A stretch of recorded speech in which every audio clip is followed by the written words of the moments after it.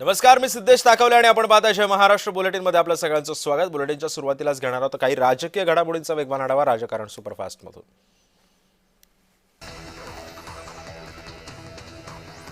अमोल मिटकर यांनी अजित पवारांच्या स्मृती जपण्यासाठी मुख्यमंत्री लाडकी बहीण योजनेला अजितदादांचं नाव द्यावं अशी मागणी केली। अजितदादांची लाडकी बहीण योजना असं नाव या लाडक्या बहीण योजनेला देण्यात यावं अशी मागणी त्यांनी मुख्यमंत्र्यांना केली असल्याचं समजतं।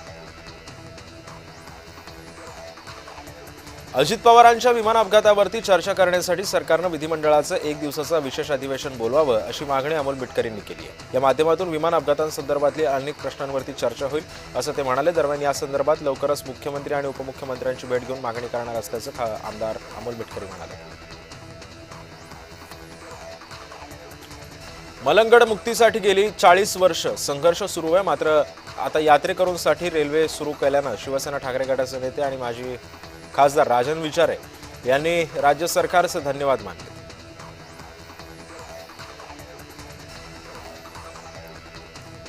गेल्या 8 दिवसांपासून आम्ही प्रचाराला लागलो आहोत। माझा लाडका भाऊ दर महिन्याला न विसरता खात्यामध्ये 1500 रुपये पाठवतो, त्यामुळे माझ्या मतदारसंघात ठाकरे गट आणि काँग्रेसचे हाल झालेत। विजय आमचाच आहे असं वक्तव्य आमदार संजना जाधव यांनी केलंय। मी गेली काही महिने चूप बसू नये याची काही कारण आहेत। शांत बसलेलं बरं आहे, जे होईल ते होईल। माझा बाप जो निर्णय घेईल तो निर्णय आम्ही घेऊ असं म्हणत जितेंद्र आव्हाडांनी राष्ट्रवादीच्या विलिनीकरणावर भाष्य केलं। चौकशीमध्ये सगळं समोर येईल। सोन्यासारखी माणसं गेली ती परत कशी येणार? दादांचे वडिलांचे छत्र हरपलं अशी भावना मंत्री छगन भुजबळ यांनी व्यक्त केली आहे। अजित पवार यांना श्रद्धांजली देण्याची वेळ येईल हे कधी वाटलं नव्हतं। दिलेला शब्द खरं करणं म्हणजेच अजित पवार यांच्या जाण्यानं संपूर्ण महाराष्ट्र हळहळलाय। नाशिकमधील नवीन जिल्हा परिषद इमारतीला अजित पवार यांचं नाव द्यावं ही मागणी करण्यात येते, मात्र अशी मागणी आमदार देवयानी फरांदे यांनी केली आहे। मंत्री भरत गोगावले यांना रायगडचे पालकमंत्री करायचं असेल तर आगामी काळातील जिल्हा परिषद आणि पंचायत समिती निवडणुकीच्या रिंगणामध्ये उतरलेल्या शिवसेनेच्या सर्व जागा निवडून द्या असं वक्तव्य मंत्री भरत गोगावले यांनी केलेलं आहे। यांचे विकास गोगावले यांनी सुद्धा या संदर्भातलं वक्तव्य केलेलं आहे। राष्ट्रवादी काँग्रेसच्या गटनोंदणीमध्ये अडथळा आला। कागदपत्रांची कमतरता असल्यानं मंगळवारी गट नोंदणी केली जाणार आहे। संजय राऊत यांनी अजित पवारांच्या अपघातावर वाटेल ते बोलू नये। अजित पवार गेल्यानं महाराष्ट्रामध्ये दुःखात सगळेजण बुडालेले आहेत, पण पुन्हा तोच विषय काढायचा, घातपात आहे असं संशय व्यक्त करायचा हे योग्य नाही असं मंत्री गिरीश महाजन यांनी सांगितलंय।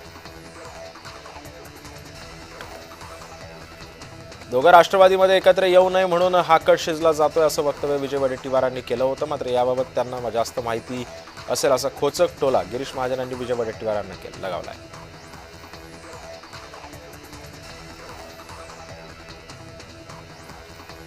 नागपूर महानगरपालिकेमध्ये महिलांचं वर्चस्व प्रस्थापित होणार आहे, त्यामुळे महापौर आणि उपमहापौर आणि स्थायी समिती सभापती ही तिन्ही महत्त्वाची पदं महिलांकडे जाणार असल्याचं समजतंय। महापौर पदासाठी नीता ठाकरे, उपमहापौर पदासाठी लीला हत्तीबेळे तर स्थायी समिती सभापती पदासाठी शिवानी दाणी यांनी अर्ज दाखल केलेले आहेत।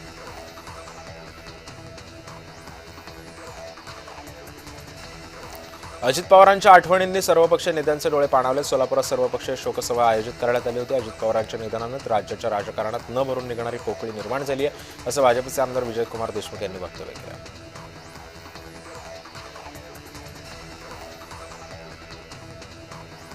कोल्हापूरच्या महापौर पदासाठी महायुती आणि मवियाकडून महापौर पदासाठी उमेदवारी अर्ज दाखल झालेत। महायुतीला बहुमत असल्यानं महापौर आणि उपमहापौर पदावर महायुतीचंच सरस असणार असं सांगण्यात येते, पण मवियानं अर्ज दाखल केल्यानं चुरस सुद्धा वाढली आहे।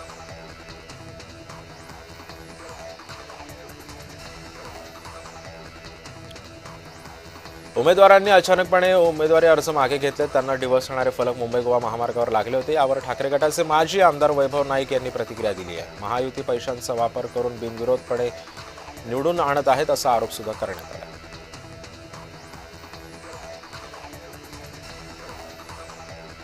शिवसेना शिंदे गट आणि भाजपच्या नगरसेवकांनी कोकण भवनमध्ये आपापला गट स्थापन केलाय। शिवसेनेचे 29 तर भाजपच्या 89 नगरसेवकांनी आपली गट नोंदणी केलेली आहे। भाजपचे गटनेते गणेश खणकर यांनी ही माहिती दिली।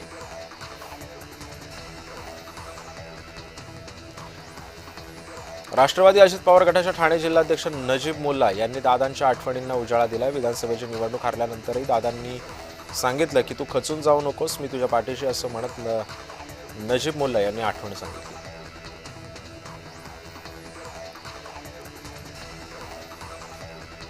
ओबीसी नेते नवनाथ वाघमारे यांनी अंजली दमानी यांवर टीका केली. दमानी आज सुपारी घेऊन ओबीसी नेत्यांना टार्गेट करतात अशी टीका परभणीतल्या प्रचार सभेदरम्यान वाघमारे यांनी केली.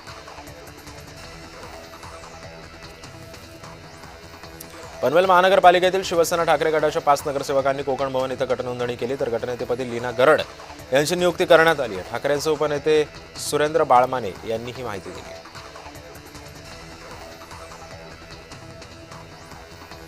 दोन्ही राष्ट्रवादी एकत्र येण्याच्या विलिनीकरणाबाबत सकारात्मक निर्णय झाला होता. बैठका देखील पार पडल्या होत्या. या बैठकीमध्ये 2000% विलिनीकरण दोन्ही राष्ट्रवादींचं करण्यात येणार असल्याचं वक्तव्य राष्ट्रवादी शरदचंद्र पवार पक्षाचे आमदार जितेंद्र आव्हाड यांनी केलं.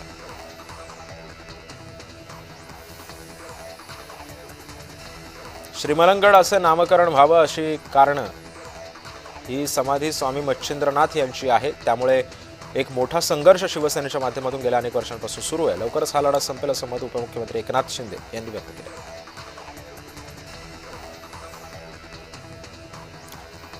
एकनाथ शिंदेमध्ये मला गोपीनाथ मुंडे यांची झलक दिसते. एकनाथ शिंदे यांच्याकडे लोकनेता म्हणून पाहू शकतो. लोकनेता शिंदे यांच्यासारखा असावा असं वक्तव्य शिवसेनेचे नेते प्रकाश महाजन यांनी केलं. चंद्रपूर महानगरपालिकेतील विजय वडेट्टीवार गटातले 20 नगरसेवक गटनोंदणीसाठी नागपुरातील विभागीय आयुक्त कार्यालयामध्ये आले. आता महापौर कोण बनणार याकडे सध्या चंद्रपूरकरांचं लक्ष लागलंय. मुंबई विभागीय राष्ट्रवादी काँग्रेस पक्षाच्या वतीनं अजित पवार यांच्या अस्थींचं विसर्जन वाळकेश्वर बाणगंगा या ठिकाणी करण्यात आले. यावेळी जिशान सिद्दीकी, सना मलिक, नवाब मलिक कार्यकर्ते उपस्थित होते. दोन्ही राष्ट्रवादी एकत्र येण्याबाबत सुजात आंबेडकर यांनी भाष्य केलं. दोन्ही राष्ट्रवादी एकत्र येण्यावर चर्चा केली जाते, मात्र दोन्ही राष्ट्रवादी एकत्र आल्यानंतर त्या भाजपसोबत जाणार होत्या यावर कोणी चर्चा करत नाही असं विधान सुजात आंबेडकरांनी केलेलं आहे.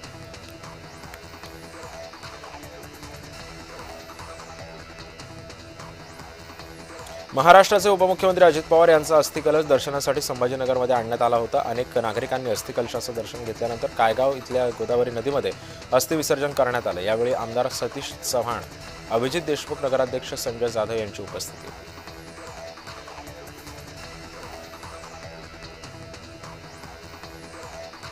एकनाथ खडसेंनी अर्थसंकल्पावरती भाष्य केलं. अर्थसंकल्पात सर्वसामान्यांच्या अपेक्षांचं प्रतिबिंब दिसत नाही. अर्थसंकल्पात फक्त मोठ्या घोषणा केल्या जातात, पण प्रत्यक्षात त्याची अंमलबजावणी झाली पाहिजे असं खडसेंनी म्हटलंय. 11 फेब्रुवारीला मुंबई महापौर पदाची घोषणा होण्याची शक्यता वर्तवली जाते. लवकरच महापौर पदाची जाहिरात काढली जाणार आहे. शिवाय 18 तारखेला विशेष सभा आयोजित केली जाईल. त्यामध्ये शिक्षण समिती अध्यक्ष आणि स्थायी समिती अध्यक्षांची देखील निवड केली जाणार आहे. सिंधुदुर्गचे पालकमंत्री नितेश राणेंनी वादग्रस्त वक्तव्य केलं. तिजोरीच्या चाव्या माझ्या हातामध्ये आहेत. ठाकरेंचा उमेदवार निवडून आल्यास निधी परत घेणार असं विधान नितेश राणे यांनी केलेलं आहे.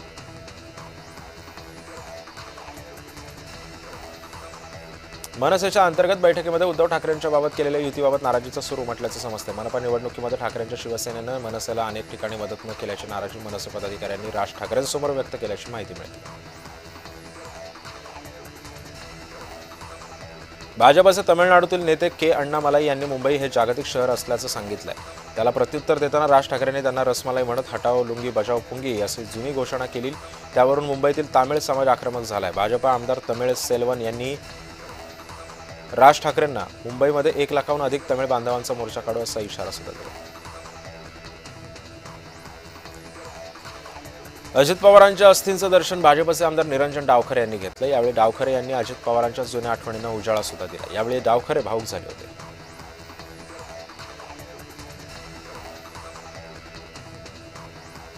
जळगाव महापौर पदासाठी दीपमाला काळे आणि उपमहापौर पदासाठी मनोज चौधरी यांची निवड झाली आहे. भाजपकडून दीपमाला काळे महापौर पदासाठी तर शिवसेनेकडून मनोज चौधरी यांची उपमहापौर पदासाठी निवड झाली. तर मंत्री गिरीश महाजन आणि मंत्री गुलाबराव पाटील, आमदार सुरेश भोळे यांनी सुद्धा नावं जाहीर केली.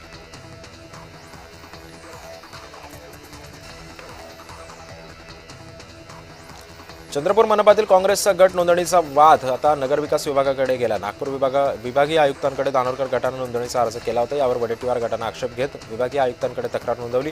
यानंतर प्रस्ताव विभागीय आयुक्तांनी नगरविकास खात्याकडे पाठवला. त्यामुळे काँग्रेसचा अंतर्गत वाद सवाटेवर आला. याचा फायदा भाजपला होण्याची शक्यता आहे.